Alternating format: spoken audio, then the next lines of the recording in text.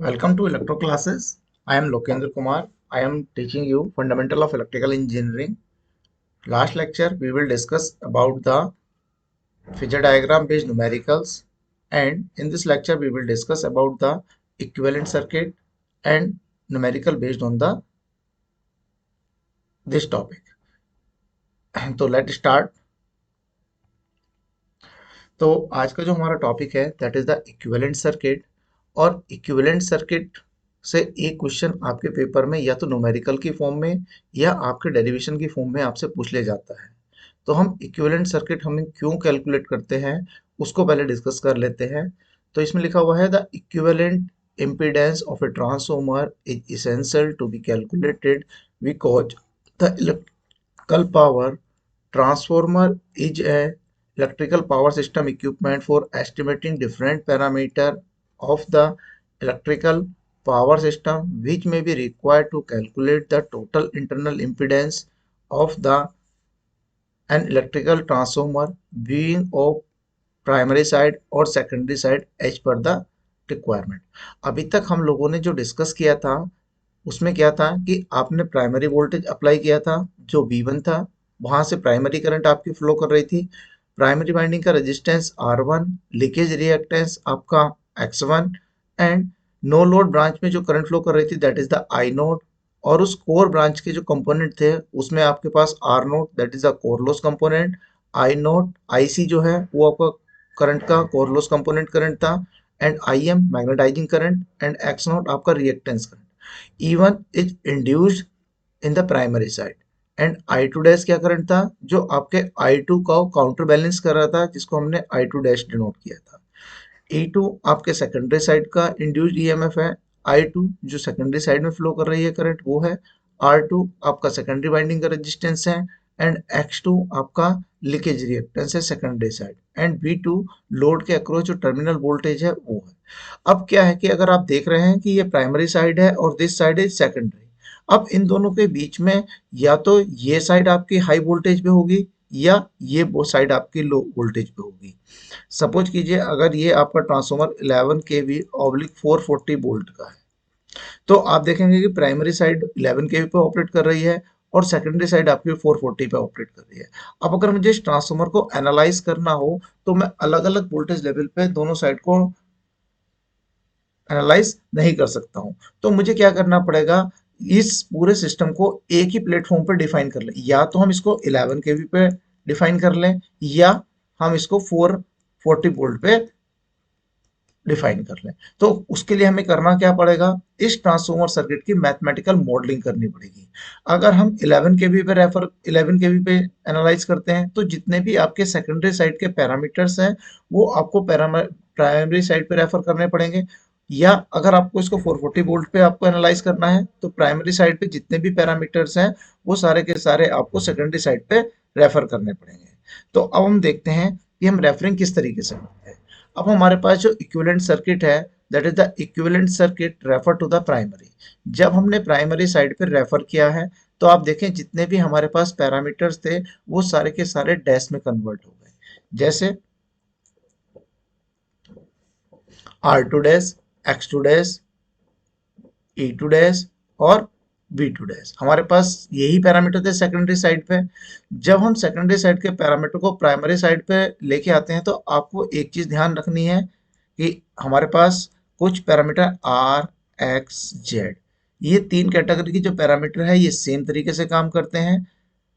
E induce EMF और voltage ये एक तरीके से काम करते हैं, और तीसरा पैरामीटर आपका करंट। तो जब भी हम इस साइड R, X और Z को रेफर करते हैं तो हम वहां के स्क्वायर से डिवाइड करेंगे। अब K क्या होगा, K को हम बोलते हैं ट्रांसफॉर्मेशन रेशियो। ये हम पहले ही बता चुके हैं, V1 is equal to V2 N2 upon N1 is equal to I1 upon I2। और जब भी हम इंड्यूस ईएमएफ या वोल्टेज की बात करेंगे तो वहां K से डिवाइड करेंगे, और जब हम I की बात करेंगे तो वहां K से मल्टीप्लाई करेंगे। तो ये हमने दिखाया कि रेजिस्टेंस को हम कैसे रेफर कर रहे हैं, R2 dash equal to R2 upon K square. अगर मैं प्राइमरी साइड का टोटल रेजिस्टेंस चेक करता हूं तो that is R1E equal to हो जाएगा R1 प्लस R2 डैश, जिसकी वैल्यू को आप लिखोगे R1 प्लस R2 अपॉन के स्क्वायर। सिमिलर तरीके से अगर आप रिएक्टेंस को रेफर करते हैं तो x1 ही लिखा जाएगा x1 प्लस x2 डैश, और इसको लिखा जाएगा x1 प्लस x2 अपॉन के स्क्वायर। ये फॉर्मूले आपको तब यूज किए जाएंगे जब आपके पास हम न्यूमेरिकल को सॉल्व करेंगे। इसी तरीके से अगर मैं इक्विवेलेंट इंपीडेंस कैलकुलेट करता हूं जो आपका प्राइमरी साइड पे रेफर है, तो Z E one equal to हो जाएगा R one E plus J X one ई,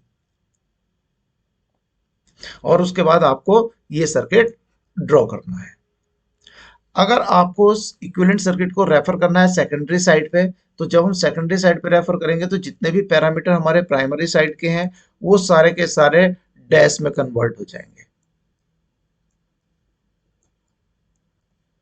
डैश का मतलब है कि हमने उसको रेफर किया है, ठीक है। अब इस केस में भी आपके पास तीन टाइप के ही पैरामीटर होंगे। एक आर होगा, एक्स एंड जेड, दूसरा ई और वी एंड आई। तो यहां इन तीनों केस में जब भी हम करेंगे के स्क्वायर से मल्टीप्लाई करेंगे, ई और वी में के से मल्टीप्लाई करेंगे, और यहां हम डिवाइड करेंगे के से। तो सिमिलर तरीके से अगर हमने सेकेंडरी साइड पे रेफर किया है तो हमारे पास इक्विवेलेंट रेजिस्टेंस बनेगा Re2, जो लिखा जाएगा R2 आपका सेकेंडरी साइड का रेजिस्टेंस है, R1 को आपने रेफर किया है जिसको डैश से कन्वर्ट कर दिया है, तो ये बन जाएगा R2 प्लस के R1 के स्क्वायर R1। इसी तरीके से X2E हो जाएगा X2 प्लस X1 डैश, यानी कि X2 प्लस के स्क्वायर X1। सिमिलर तरीके से आप जेड ई टू कैलकुलेट करते हो तो R E two plus J X E two. इस तरीके से हम अपने जो ट्रांसफॉर्मर है उसको सेकेंडरी साइड पे रेफरिंग कर लेते हैं। और ये जो रेफरिंग होती है ये सारी मैथमेटिकल मॉडलिंग है, ये फिजिकली कोई पैरामीटर कहीं पैरामीटर आपका मूव नहीं करता है, केवल ये मैथमेटिकल मॉडलिंग है जिसको हम मैथमेटिकल इक्वेशंस के थ्रू हम उसको रेफरिंग करते हैं और फिर हम अपने ट्रांसफॉर्मर को एनालाइज करते हैं।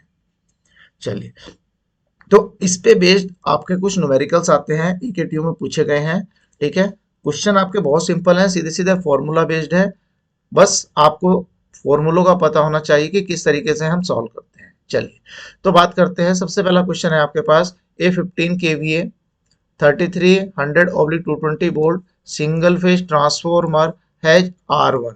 R1 मतलब प्राइमरी साइड का रेजिस्टेंस गिवन है 1.75, सेकेंडरी साइड का रेजिस्टेंस गिवन है, लीकेज रिएक्टेंस प्राइमरी साइड का गिवन है 2.6 ओम और सेकेंडरी साइड का। उसने कहा है कि आपको equivalent resistance and reactance refer to the primary, equivalent resistance and reactance refer to the secondary, equivalent impedance and reactance refer to the primary and secondary, and total copper loss। अब यहां से आपका जो क्वेश्चन आता है वो बहुत ज्यादा इंपॉर्टेंट है, ठीक है ना। ये जो आपने लॉसेज कैलकुलेट किए हैं ये आपके कई तरीके से कैलकुलेट किए जाते हैं। चलो अब इस क्वेश्चन में कैसे कैलकुलेट होंगे वो हम देखते हैं। तो उसने कहा कि equivalent resistance refer to the primary.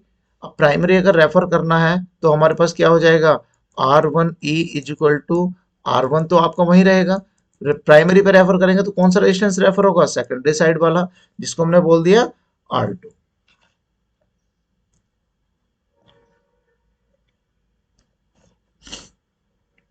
चलिए, तो हमारे पास R1 की वैल्यू कितनी थी, R1 इज इक्वल टू है हमारे पास 1.75, R2 कितना है हमारे पास 0.045, के की इंटू के स्क्वायर, के डिवाइड किया जाएगा,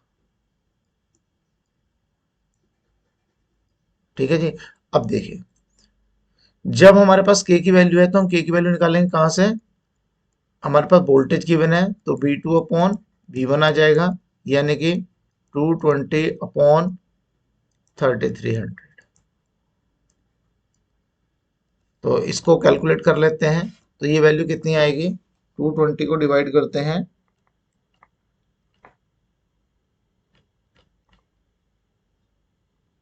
ये आई 0.067।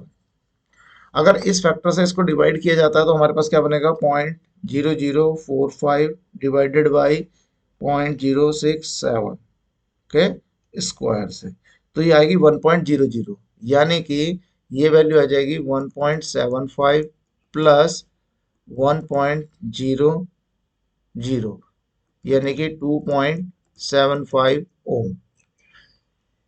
रिएक्टेंस भी पूछा उसने, तो x1 हो जाएगा x1 प्लस x2 डैश, यानी कि x1 की वैल्यू कितनी है आपके पास, x1 है 2.6 प्लस x2 है आपका 0.0075 अपॉन 0.067 का स्क्वायर, तो ये वैल्यू आ जाएगी आपके पास 0.0075 डिवाइडेड बाई 0.067 का स्क्वायर से, तो 1.67 plus 2.6 that is equal to 4.27 ohm.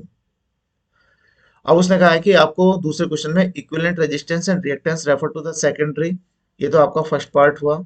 अब आपका सेकंड पार्ट में क्या पूछा उसने, आर ई टू कितना हो जाएगा, R2 प्लस R1 डैश, इसको हम लिखते हैं R2 की वैल्यू 0.0045 एंड R1 यानी कि के स्क्वायर इंटू R1, तो ये आ जाएगा 0.0045 प्लस 0.067 का स्क्वायर मल्टीप्लाई बाई 1.75, तो इसको अगर हम सॉल्व करें तो 1.75 मल्टीप्लाई बाई 1.067 के स्क्वायर से एंड प्लस करें 0.0045, तो ये आ जाएगा आपके पास, दैट इज इक्वल टू आ गया 0.01235 ओम। इसी तरीके से x e2 आ जाएगा x2 plus x1 dash, x2 की वैल्यू है हमारे पास 0.0075 प्लस x1 है 2.6 इंटू 0.067 का स्क्वायर, तो इसको अगर हम सॉल्व करें तो 2.6 मल्टीप्लाई बाई 0.067 का square plus 0.0075 that is equal to, ये वैल्यू आ गई आपके पास 0.0191 ओम। इसी तरीके से आपके पास equivalent impedance and reactance refer to primary और सेकेंडरी कैलकुलेट करना है थर्ड पार्ट में, यानी कि आपको Z1E कैलकुलेट करना है, तो Z1E हो जाएगा R1E प्लस जे X1E, जिसकी वैल्यू कितनी हो जाएगी, R1E आपने कैलकुलेट किया 2.75 plus J X1E 4.27, ZE2 is equal to RE2 plus J XE2, तो RE2 आपने कैलकुलेट किया 0.01235 प्लस जे 0.019।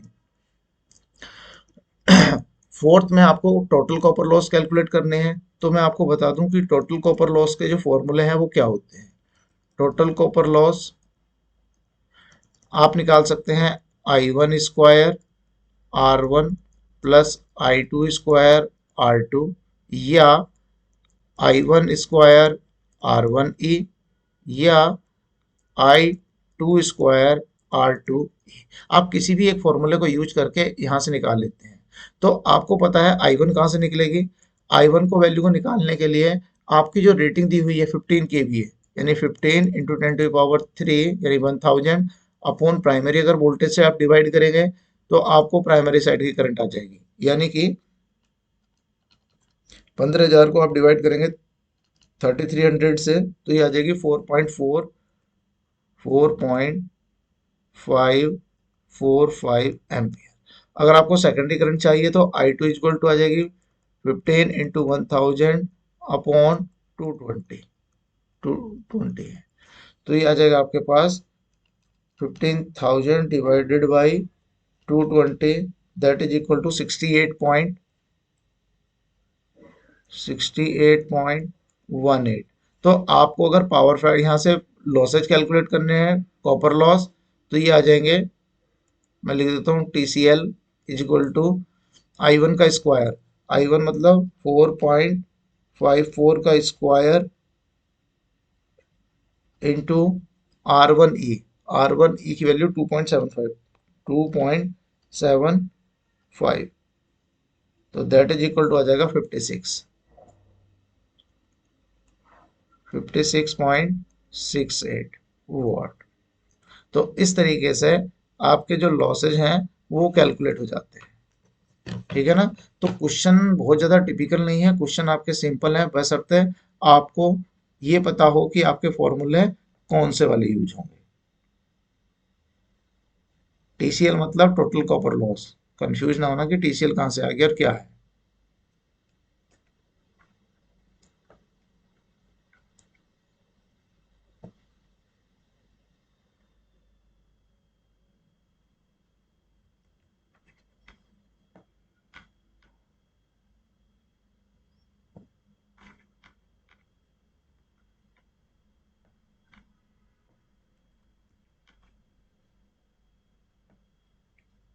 जो भाई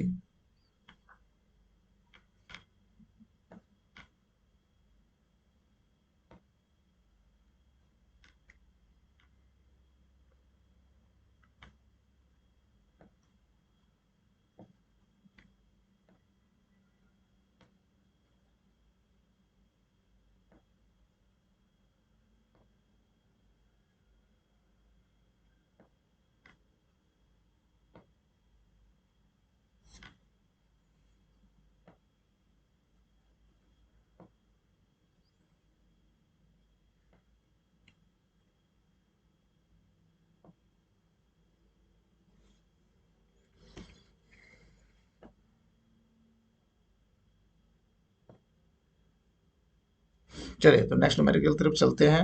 ये लिखा हुआ है the ohmic value of the circuit parameter of A transformer having a turn ratio. आपको टर्न रेशियो गिवन है। अगर आपको टर्न रेशियो गिवन है तो टर्न रेशियो किसको बोलते हैं वो लिख लेते हैं। टर्न रेशियो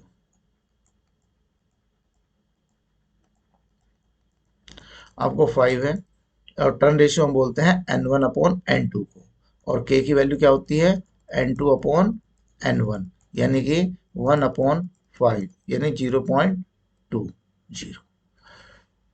R1 उसने गिवन किया है आपको, R1 is equal to 0.5 ohm, R2 is equal to 0.021 ohm, X1 is equal to 3.2 ohm, and X2 is equal to 0.15 ohm, 1 2 ohm, and R naught given है आपको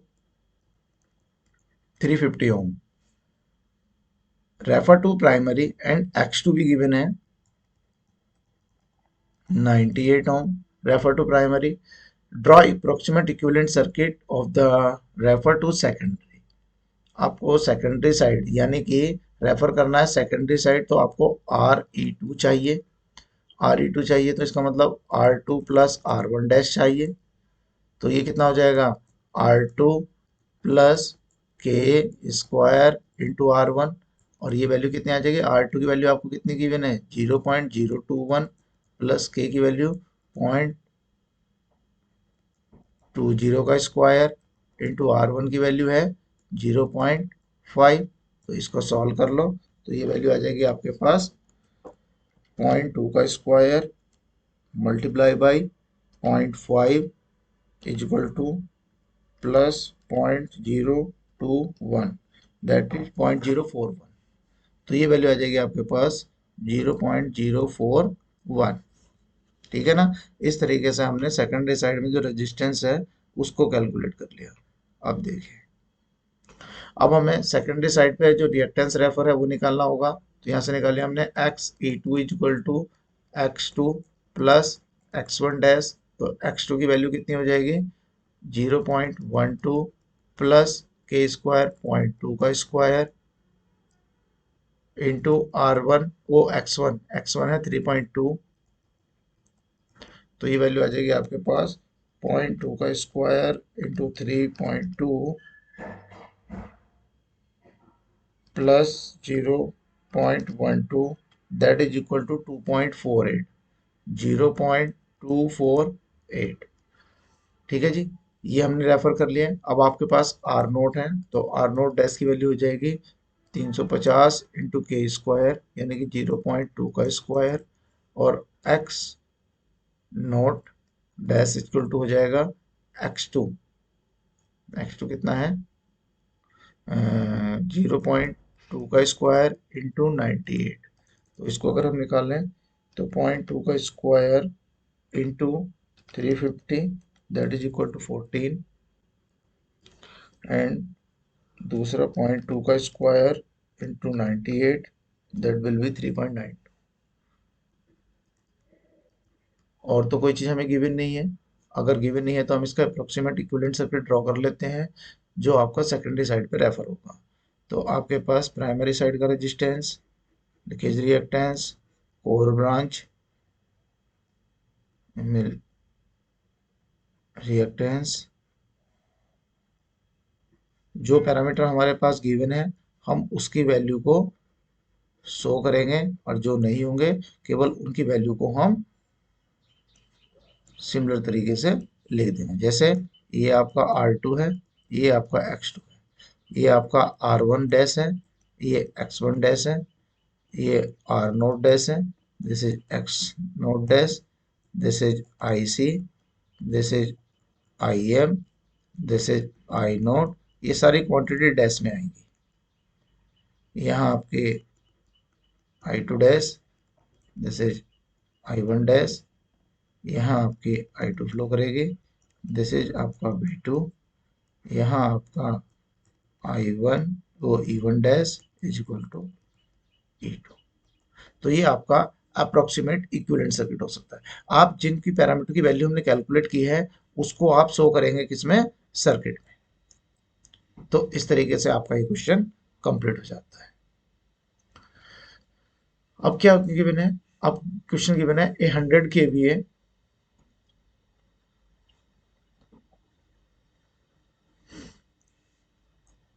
ए 100 kVA single phase transformer has a leakage impedance.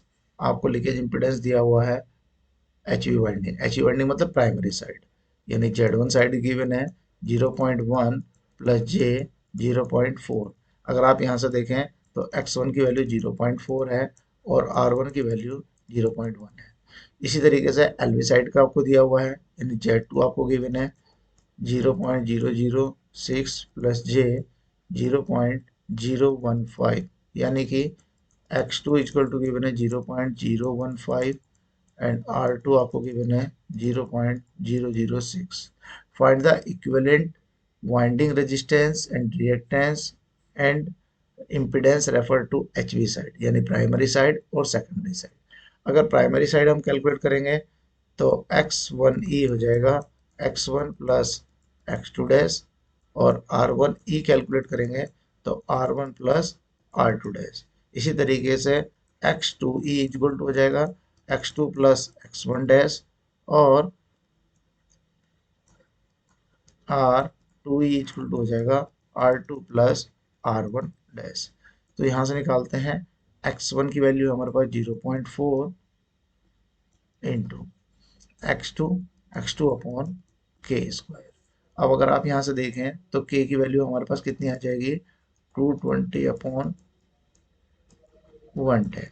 तो यहाँ से आ जाएगी 220 divided by 1100, यानी 0.2, 0.2। तो यहाँ से आप लिखेंगे 0.4 प्लस X2 की वैल्यू हमारे पास कितनी है, 0.015 अपॉन 0.2 का स्क्वायर, 0.015 डिवाइड बाई 0.2 के स्क्वायर से, that is plus 0.4, that is equal to आ गया आपके पास 0.775।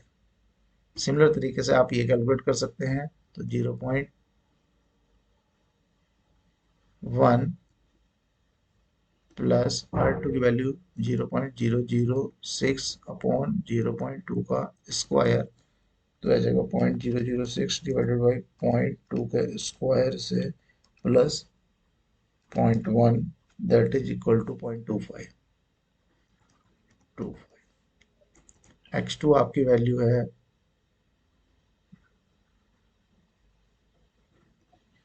वो 0.015 प्लस 0.2 का square into 0.4 that is equal to 0.2 का स्क्वायर इंटू 0.4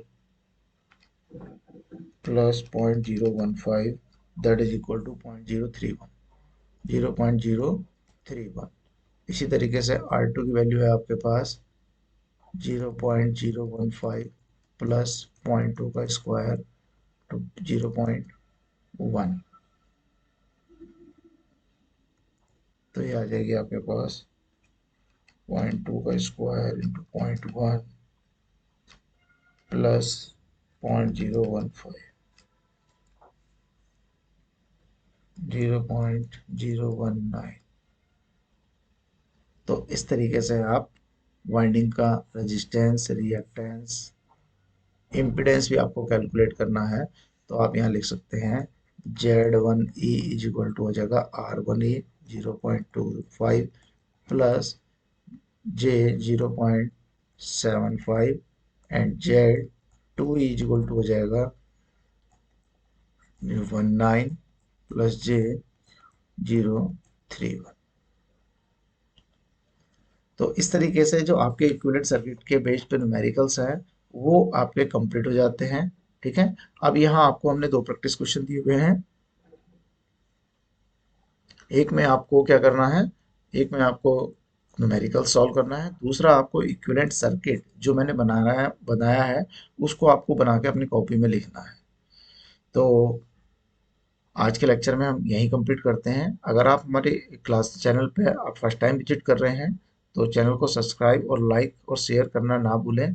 ठीक है, तो मिलते हैं नेक्स्ट लेक्चर में। Okay, thank you.